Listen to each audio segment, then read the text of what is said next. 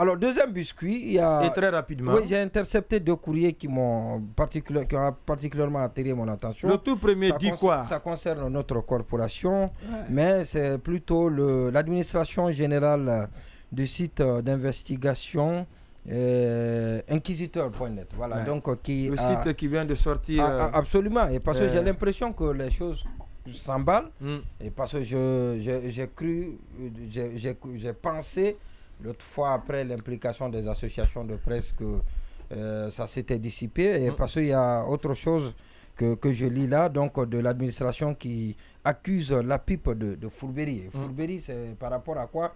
Selon l'administration de l'inquisiteur, c'est qu'il y a le site, il y a un autre site qui est créé du même nom, mais qui s'occupe d'autre chose, qui fait dans la communication, mais pas dans l'information générale, comme l'intitulé, comme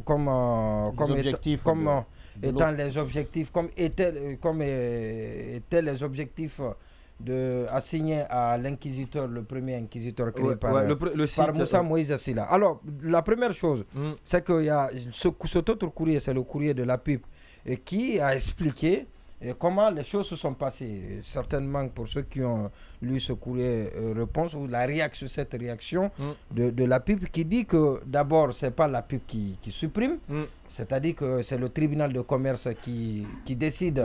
Voilà, donc c'est le pouvoir régalien du tribunal de commerce. Vous adressez, le propriétaire légal s'adresse au tribunal de commerce pour demander la suppression de l'entreprise. Et donc, une attestation à cet effet adressée à la pipe, qui, bien évidemment, supprime dans sa base donc, cette entreprise. Mais malheureusement... Donc, parmi les prérogatives dévolues à la PIP, nulle part il est indiqué que la PIP peut supprimer... Non, pas du tout. Une entreprise. Il ne supprime que sur l'accord, l'accord de... Pas sur l'accord, sur demande. Demande du propriétaire. Exactement. Et attesté par le tribunal de commerce. C'est important cette précision. Et donc, cette attestation, la PIP dit l'avoir, et donc sur la base de cette attestation, la PIP a supprimé. Et l'autre chose que la PIP a expliqué et qui me paraît encore beaucoup plus intéressante, c'est que quand vous supprimez dans la base de données, ça veut dire que ça n'existe pas. Donc quelqu'un d'autre peut venir utiliser comment on appelle ça, le même nom de domaine. Le même nom de domaine, parce que c'est comme si le nom de domaine n'a jamais existé.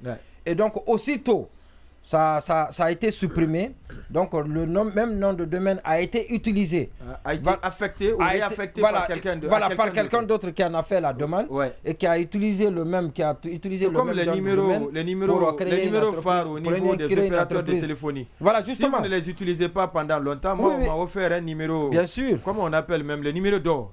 Pendant 3 mois je ne l'ai pas utilisé. Finalement le numéro a été réaffecté à une autre personne. Voilà, à une autre personne. Parce que les gens courent après.